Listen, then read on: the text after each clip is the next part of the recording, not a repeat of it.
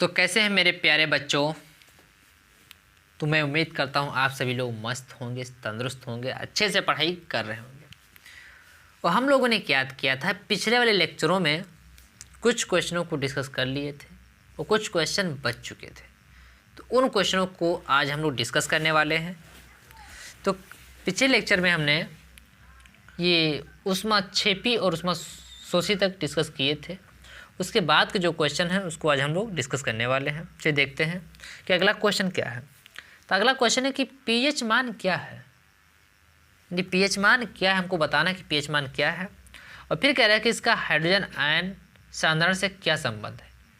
यानी पीएच मान का हाइड्रोजन आयन के साथ हमें संबंध भी बताना है और पीएच मान क्या होता है ये भी बताना है। चलिए देखते हैं वो क्या लिखना है।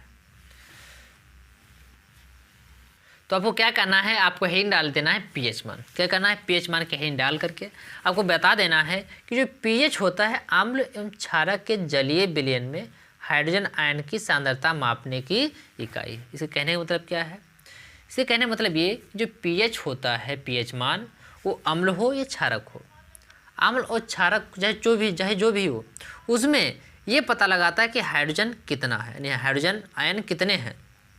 पीएच मान से यही पता लगाया जाता है कि कोई अम्ल या विलयन में जो हाइड्रोजन आयन है तो कितने हाइड्रोजन आयन उपस्थित हैं इस अम्ल में या इस क्षारक में। यही काम होता है पीएच का। वैसे लिखा हुआ है कि पीएच अम्लों एवं क्षारकों के जलीय विलयन में हाइड्रोजन आयनों की सांद्रता मापने की इकाई है।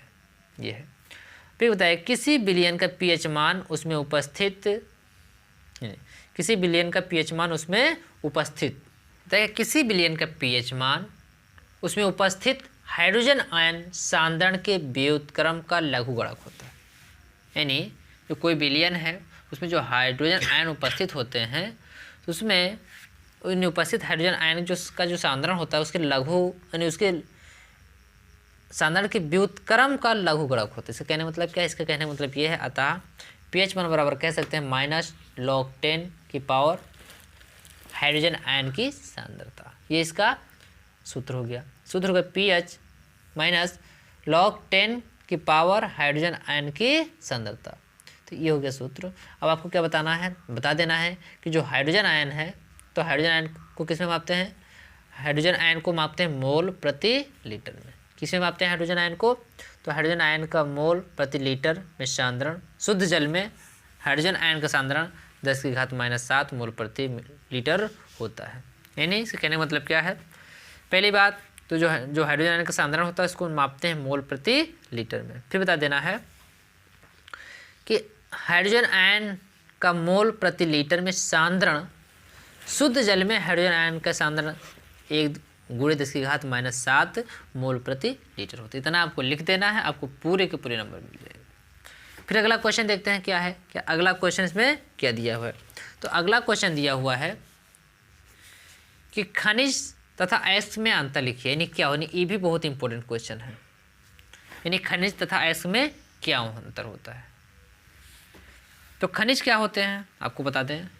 खनिज की बात करें, जो खनिज होता है तो पृथ्वी के भूप्रपटी से प्राप्त किए जाते हैं। यानी पृथ्वी के भूप्रपटी से प्राप्त तत्वों को कहते हैं खनिज। क्या कहते हैं, पृथ्वी के भूप्रपटी मतलब क्या होता है, पृथ्वी की ऊपरी सतह को, यानी पृथ्वी की ऊपरी सतह से या पृथ्वी के अंदर से जो खोद करके जो धातु या जो तत्व पाए जाते हैं, जो तत्व या धातु जो पाए जाते हैं तो उसको कहते हैं खनिज। क्या कहते हैं, खनिज कहते हैं।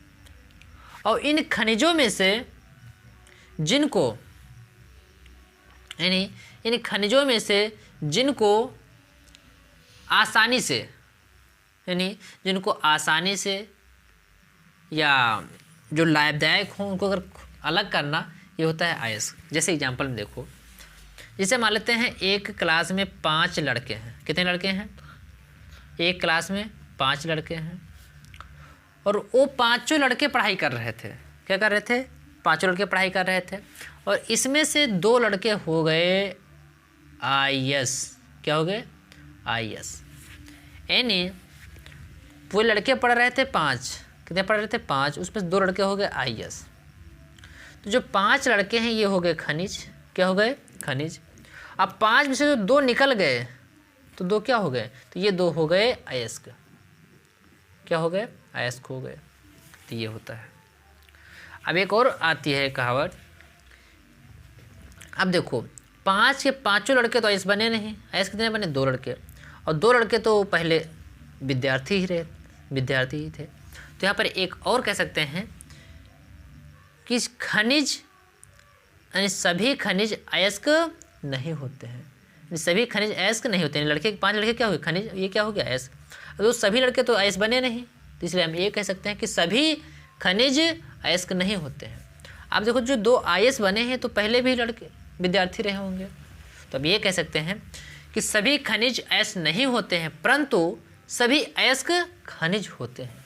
ये आपको याद रखना है, ये आपको वो विकल्प में मिल सकता है, तो आपको ध्यान रखना है। तो आप देखते हैं आपको लिखना क्या है, कि कैसे आपको लिखना है, जो आपको दिखाते हैं। तो आपको ये लिखना है, आपको हेडिंग डालना है खनिज, दूसरी हेडिंग डालना है अयस्क। क्या डालना है, पहले हेडिंग डालना है आपको खनिज और दूसरी हेडिंग डाल लेना है अयस्क। अब खनिज में लिख देना है जिन प्राकृतिक पदार्थों में धातुओं के यौगिक पाए जाते हैं उन्हें खनिज कहते हैं। यानी वे प्राकृतिक पदार्थ जिनमें धातुओं के यौगिक यानी ऐसे यौगिक पाए जाए जिसमें धातु मिला हो, उसको भी हम लोग खनिज कहते हैं। क्या कहते हैं, खनिज कहते हैं। लिखा है जिन प्राकृतिक पदार्थों में धातुओं के यौगिक पाए जाते हैं उन्हें खनिज कहते हैं। अब अयस्क में क्या लिखना है, अयस्क में लिख देना है जिन खनिजों से लाभदायक तथा सुविधापूर्वक ढंग से धातुएं प्राप्त की जा सके उन खनिजों को अयस्क कहते हैं। यानी ऐसे खनिज हों जिनमें से लाभदायक यानी जो हमारे लिए महत्वपूर्ण है उनको आसानी से धातुएं प्राप्त कर लें, तो उसको कहते हैं अयस्क। इतना लिख देना, पहला इसका अंतर हो गया। अब दूसरा अंतर क्या लिखना है, तो आपको दूसरा अंतर लिख देना है ये कि अनेक खनिजों में से धातुओं की प्रतिशत मात्रा काफ़ी बड़ी मात्रा होती है। यानी इसके कहने का मतलब क्या है कि अनेक खनिजों में से धातुओं की काफ़ी मात्रा होती है। यानी खनिज तो अनेक हैं, उसमें से उन खनिजों में काफ़ी बड़ी मात्रा में जो ये धातु होते हैं। अब दूसरा में क्या लिखना है कि धातुओं की प्राप्ति सत मात्रा सभी अयस्कों में पर्याप्त होती है। ये जो धातु होती है, तो धातुओं की प्राप्ति जो होती है उसमें 100% कितना, 100% मात्रा अयस्क में पर्याप्त होती है। ये चीज़ आपको बता देना है। आगे देखिए क्या है। अब तीसरा क्या लिखना है, तीसरा में लिख लेना है इसमें कि कुछ खनिजों में बहुत अधिक अशुद्धियाँ होती हैं। जो खनिज होती हैं तो कुछ ऐसे खनिज होते हैं उसमें बहुत सारी गंदगी भरी होती हैं, धूल कंकड़ पत्थर इत्यादि भरी होती है, तो उसको ये कह सकते हैं कि कुछ खनिजों में बहुत अधिक अशुद्धियाँ होती हैं। और ऐसे में ये लिख सकते हैं कि अयस्कों में कोई भी आपत्तिजनक अशुद्धियाँ नहीं होती हैं। यानी अयस्क जो होता है उसमें अशुद्धियाँ होती तो हैं, लेकिन ऐसी अशुद्धियाँ नहीं होती हैं जो हमको नुकसान करें या जो आपत्ति जतावें। ये हो गया तीसरा अंतर। और चौथा अंतर में क्या लिखना है आपको, यानी इसमें क्या लिखे थे, तो इसमें लिखे थे कुछ खनिजों में बहुत अधिक अशुद्धियाँ होती हैं। और इसमें क्या है, फिर अगला क्या है, जो धातुओं के निष्कर्ष में रुकावट डालती हैं। यानी जो खनिज होती है, खनिजों में तो ढेर सारी अशुद्धियाँ होती हैं और वो क्या करती हैं, धातु जो निष्कर्षण होता है उसमें रुकावट डाल देते हैं। और लेकिन जो अयस्क होता है, अयस्कों में जो ऐसी कोई अशुद्धि नहीं होती है जो उसमें रुकावट डाले। ये अंतर है। और इसमें अगला क्या है कि सभी अयस्कों का धातु निष्कर्षण के लिए उपयोग किया जा सकता है। ये जो जितने भी अयस्क हैं उन सभी अयस्कों को धातु निष्कर्षण करना हो तो उसमें उपयोग कर सकते हैं, लेकिन इसको निष्कर्ष नहीं कर सकते। क्यों, क्योंकि ये रुकावट डाल देते हैं। और फिर इसमें क्या बताया, सभी खनिजों को धातु निष्कर्षण में उपयोग नहीं किया जा सकता है। यानी जो अयस्क जितने हैं सबका उपयोग कर सकते हैं धातु निष्कर्षण में, और लेकिन जो खनिज है सभी खनिजों का उपयोग हम लोग धातु निष्कर्षण में नहीं कर सकते हैं। ये लिख सकते हैं। अब यहाँ पे ये भी लिखा है सभी खनिज अयस्क नहीं होते हैं, जो भी हम आपको बताए थे, आपको याद रखना है। तो इतना आपको अंतर लिख देना है, बस आपका कल्याण हो जाएगा। फिर अगला क्वेश्चन देखते हैं क्या है। तो अगला क्वेश्चन हमको दिया हुआ है उपखंड ग में कि भोजन के पाचन में लार की क्या भूमिका होती है, यानी हम जो भोजन करते हैं उसमें लार मिल जाती है तो लार की क्या भूमिका होती है। तो हम आपको बता दें, जो लार होती है तो लार भोजन को चिपचिपा बनाती है। क्या करती है? लार भोजन को चिपचिपा बनाती है ताकि निगलने में आसानी हो। ये तो अगर चिपचिपा नहीं रहेगा तो जा कर के हमारे गले में फंस सकता है। और दूसरा बात ये है कि जो लार होता है तो लार में पाई जाती है एंजाइम। क्या पाई जाती है? लाइसोजाइम एंजाइम पाई जाती हैं। जो लाइसोजाइम एंजाइम होती है तो हम लोग जो भोजन करते हैं तो भोजन के दौरान जो कीटाणु अंदर चले जाते हैं, यानी कीटाणु अंदर चले जाते हैं। जैसे एग्जांपल में समझो कि हम लोग रास्ते से जा रहे थे। क्या हो रहे थे? हम लोग रास्ते से जा रहे थे और रास्ते में एक जगह हो रहा था कथा। क्या हो रहा था? कथा। रास्ते जा रहे थे, कथा हो रहा था और वहीं पे बांटने आ गए प्रसाद। क्या? प्रसाद बांटने आ गए। तो जब प्रसाद बांटने आए आपने उसी हाथ पे प्रसाद ले लिया बिना हाथ धुले, यानी बिना हाथ धुले उसी हाथ पे प्रसाद ले लिया और प्रसाद आप खा गए। तो हमारे हाथ की जो कीटाणु, जो बैक्टीरिया थी वो कहाँ चली गई? वो चली गई पेट में। जब पेट में चली गई तो वहाँ पे नुकसान करेंगी।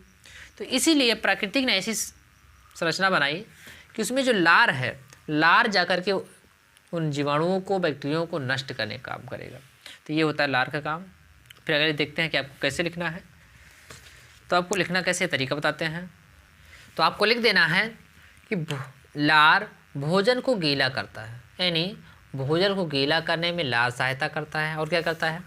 भोजन की लुगदी बनाना, चिपचिपा बना करके एक साथ इकट्ठा करना, यानी लुगदी बनाना, ताकि आसानी से निगला जा सके। यानी हमने यही बताया आपको कि क्या करता है? लुगदी बना देता है, चिकना बना देता है ताकि आसानी से निगल सके।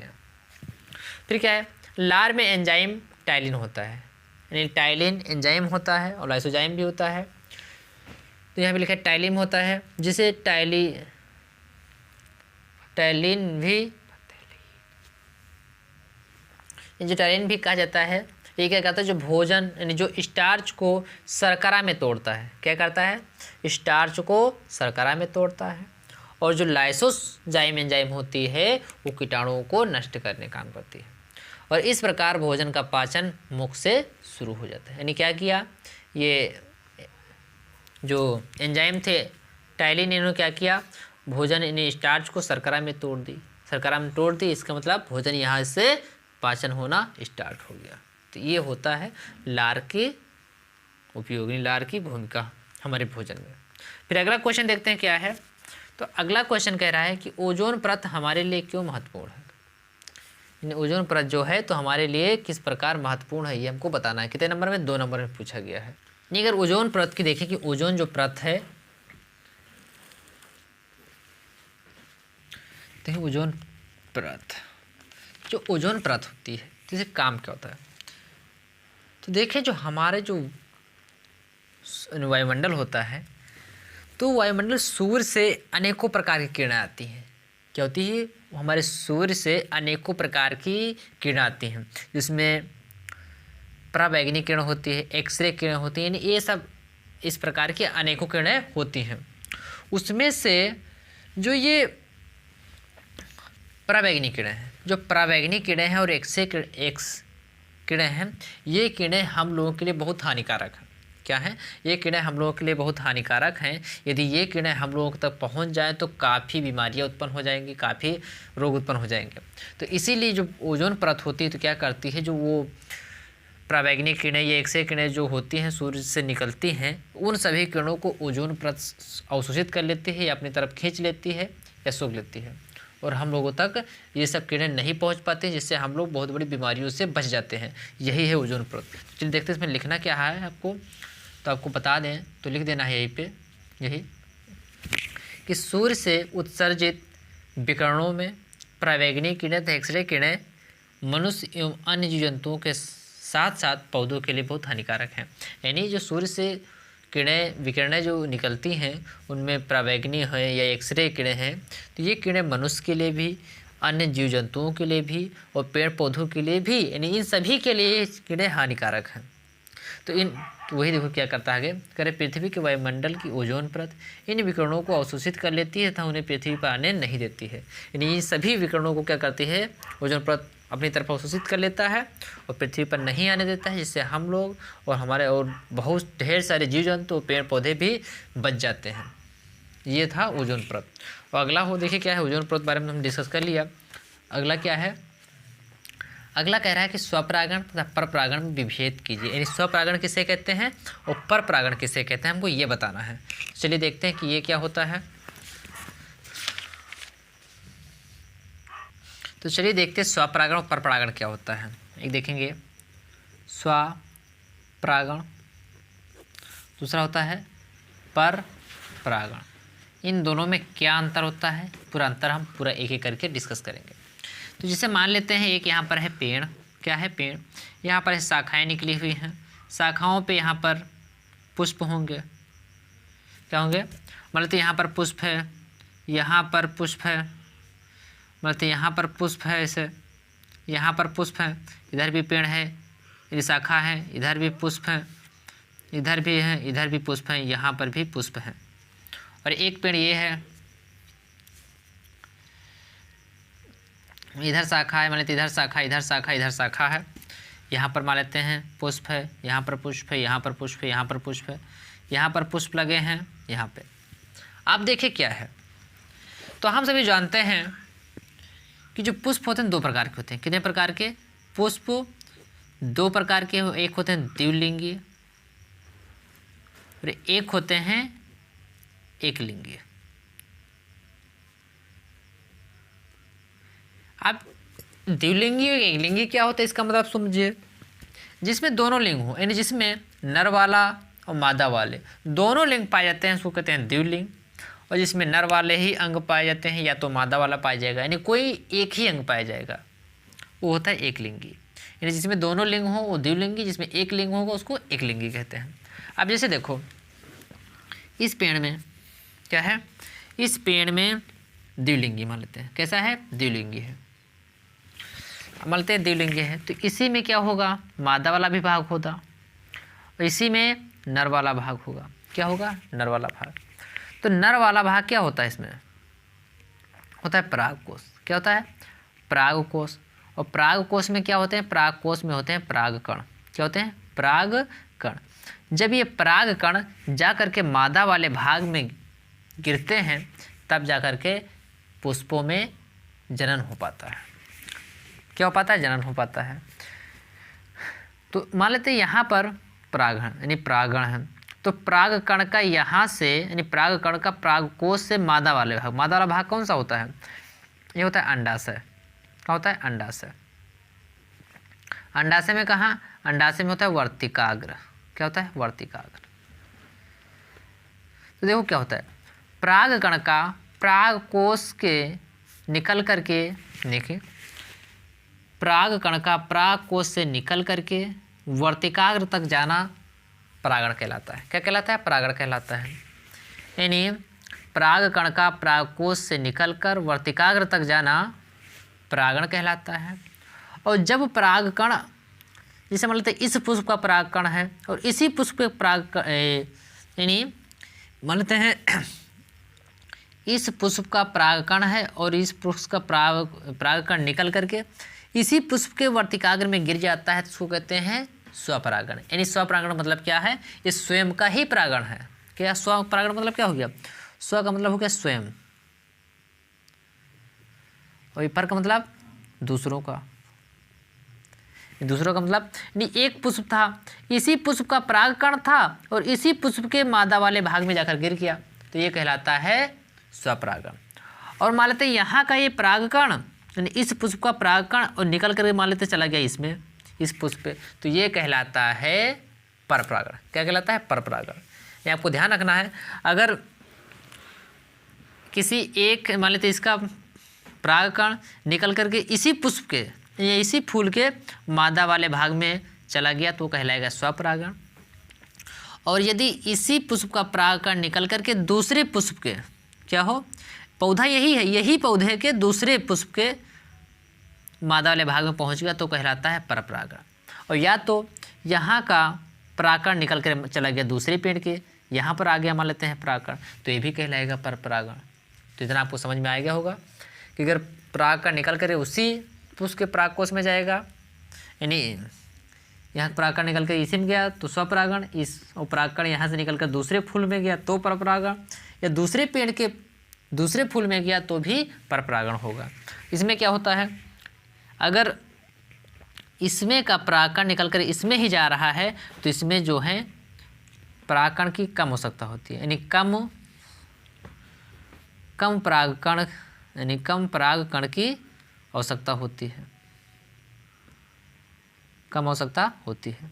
और यदि यहाँ से परागकण निकल करके यहाँ जा रहे हैं तो इसमें से कई ढेर सारे परागकण नष्ट भी हो जाएंगे। क्या हो जाएंगे, अगर मान लेते यहाँ से यहाँ जा रहा है तो कुछ परागकण नष्ट हो जाएंगे, या तो यहाँ से यहाँ जाएगा तो भी कुछ परागकण नष्ट हो जाएंगे। तो ये होता है कि स्वपरागण में कम परागकोश की आवश्यकता होती है और परपरागण में ज़्यादा परागकण की आवश्यकता होती है। इतना आपको ध्यान रखना है। दूसरी बात ये है कि स्वपरागण ये तो यहाँ से यहाँ चला गया, कोई फर्क नहीं है, और यहाँ से अगर यहाँ से परागकण निकल करके यहाँ जा रहा है तो यदि कोई अच्छी आकर्षण वाली चीज़ होगी तभी यहाँ से यहाँ जाएगा। तो इसमें यह होता है कि स्वपरागण में आकर्षण की आवश्यकता नहीं होती है उतना, और परागण में आकर्षण की ज़्यादा आवश्यकता होती है। यही अंतर होते हैं, ये सब हैं। तो चलिए इसको देखते हैं आपको लिखना कैसे है, कैसे आपको लिखना है। तो चलिए लिखने का तरीका बताते हैं आपको। आपको क्या करना है, तो आपको यहाँ पर हेडिंग डाल लेना है स्वपरागण की, दूसरी डाल देना है परपरागण की, यानी आपको एक हेडिंग डालना है स्वपरागण की, दूसरी परपरागण की। लिख देना है स्वपरागण में कि स्वपरागण में क्या होता है कि एक ही पौधे के, यानी एक ही पौधे के नर एवं मादा के बीच में होता है परागण। और परपरागण क्या होता है, यह परागण एक ही पौधे के, यानी एक ही जाति के दो पौधों के बीच में, यानी दो पौधों के नर एवं मादा के बीच में परागण होता है। ये है, यानी स्वपरागण होगा तो एक ही पौधा होगा, एक ही पौधा के जो पुष्प होगा उसके नर एवं मादा के बीच में परागण होगा। और परपरागण में क्या होगा, एक ही जाति, पौधा तो एक ही जाति का होगा लेकिन दूसरे फूल के नर मादा के बीच में परागण होता है। ये हो गया। फिर चलिए देखते हैं अगला क्या लिखना है इसमें, अगला लाइन। तो पहला नंबर देख लिया, अब दूसरे नंबर में क्या लिखना है कि इसके लिए पौधों का द्विलिंगी होना आवश्यक है, यानी जो स्वपरागण होता है तो स्वपरागण में क्या होता है, जब द्विलिंगी होंगे तभी जाकर के स्वपरागण होगा, यानी स्वपरागण के लिए द्विलिंगी पुष्प की आवश्यकता होती है। जो परपरागण होगा उसमें क्या लिखा है, इसके लिए पौधों का द्विलिंगी होना आवश्यक नहीं है, नहीं छूट गया है, आवश्यक नहीं है, यानी पौधा यानी परपरागण हो रहा है तो उसमें ज़रूरी नहीं कि द्विलिंगी होना चाहिए, वो एक लिंगी होगा तो भी परपरागण हो जाएगा। इसके कहने का मतलब ये है कि स्वपरागण में एक लिंगी होना आवश्यक है और परपरागण में एक लिंगी यानी द्विलिंगी होना आवश्यक नहीं है। अब देखिए तीसरा क्या है, तीसरा आपको लिख लेना है कि स्वपरागण के लिए पौधों का आकर्षण सुंदर एवं रंध्रमक होना आवश्यक नहीं है, यानी कहने का मतलब यह है अगर स्वपरागण में पौधों को आकर्षण होना या सुंदर या महकने वाला नहीं होना चाहिए, यानी ऐसा नहीं कि जब महकेगा या जब सुंदर होगा, जब आकर्षित करेगा तभी परागण होगा, ऐसा नहीं होता है। स्वपरागण में वो आकर्षण हो या सुगंध देता हो, सुंदर हो या ना हो, उसमें होगा परागण। और जो परपरागण में है तो परपरागण में क्या है, जब वो आकर्षण होगा, जब अच्छी सुगंध देता होगा, जब वो सुंदर होगा तभी जाकर के दूसरा परागण उसके पास पहुंचेगा। ये है। अब जैसे समझ लो,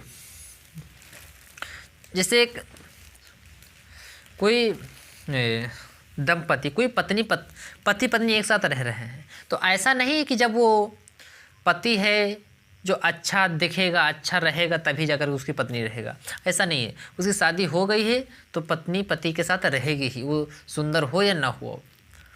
आप जैसे अब जो क्वालिटी दिखाते हैं, अब जैसे दूसरी लड़की है और दूसरी लड़की से शादी करना है तो क्या करना, पहले आपको अपने आप को दिखावा करना पड़ता है कि हम सुंदर हैं, अच्छे सुगंध वाले हैं, नहीं अच्छी चीज़ क्वालिटी दिखाना पड़ता है। ये चीज़ है यहाँ पे कि स्वपरागण में ये ज़रूरी नहीं कि ये क्वालिटी होनी चाहिए, और परपरागण में क्या है, आकर्षण होना चाहिए, सुंदर होना चाहिए तभी जाकर के परपरागण होगा।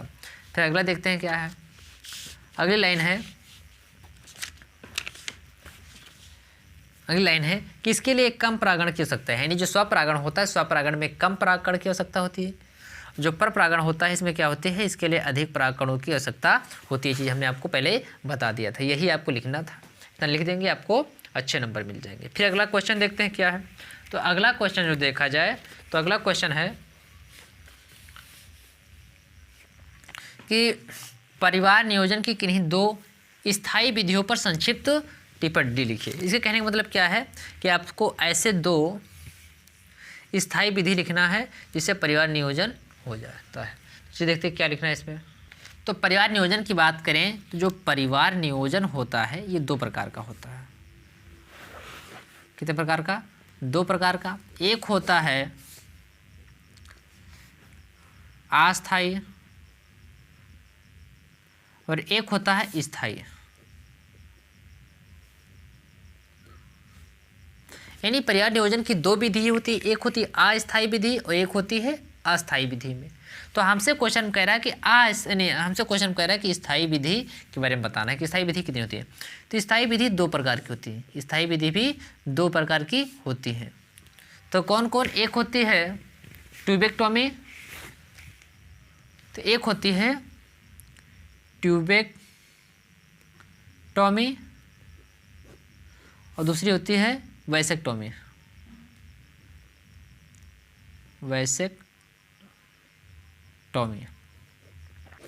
अब इसमें क्या होता है, जो ट्यूबेक्टोमी होती है तो ये होती है मादा में। किसमें पाई जाती है? मादा में। और वैसेक्टोमी किस में होता है? ये होता है नर में। यानी ट्यूबेक्टोमी मादा में होता है और वैसेक्टोमी नर में। अब याद करने का तरीका क्या है, आपने देखा होगा मादा में होता है फिलिपियन ट्यूब। मादा में क्या होता है? Philippian tube. तो फिलिपियन ट्यूब जो ट्यूब है उसी सबसे लिया गया है ट्यूबेक्टोमी। क्या लिया गया है? ट्यूबेक्टोमी। और नरों में होता है वासा डिफरेंशिया। क्या होता है? वासा डिफरेंशिया।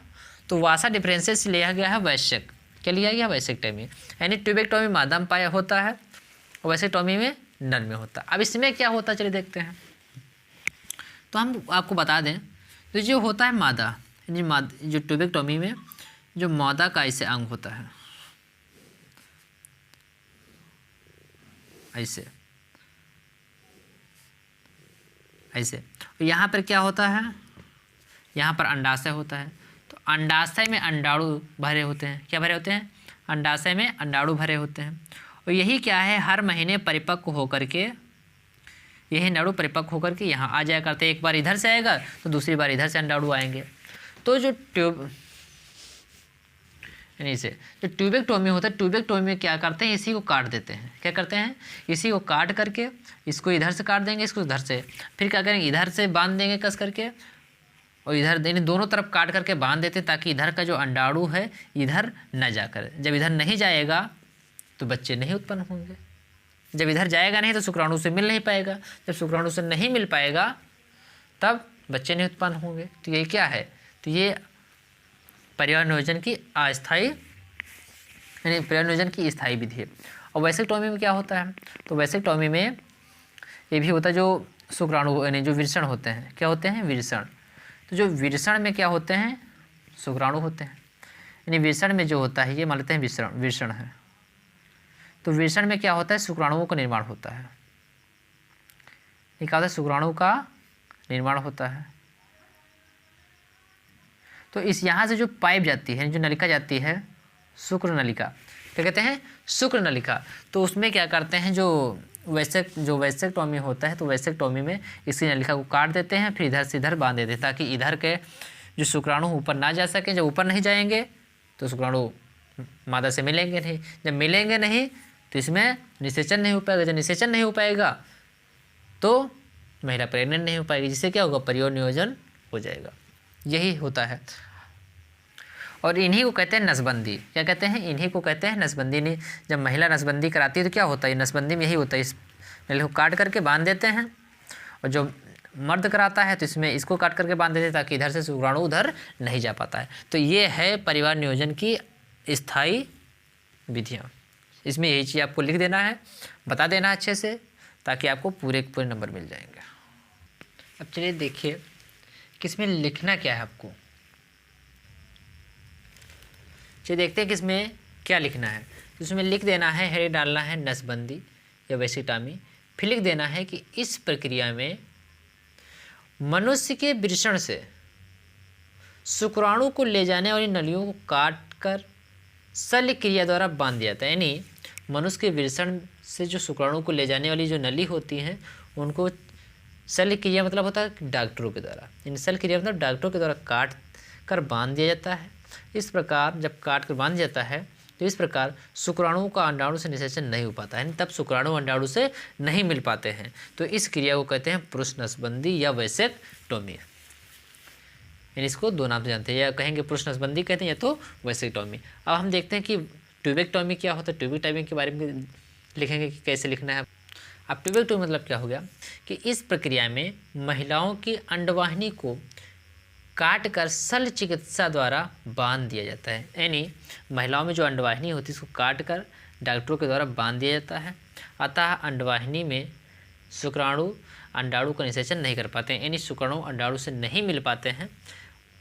इस प्रक्रिया को ट्यूबेक्टोमी कहते हैं। बस आपको इतना लिख देना है, आपको पूरे के पूरे नंबर मिलेंगे, ये मेरा वादा है।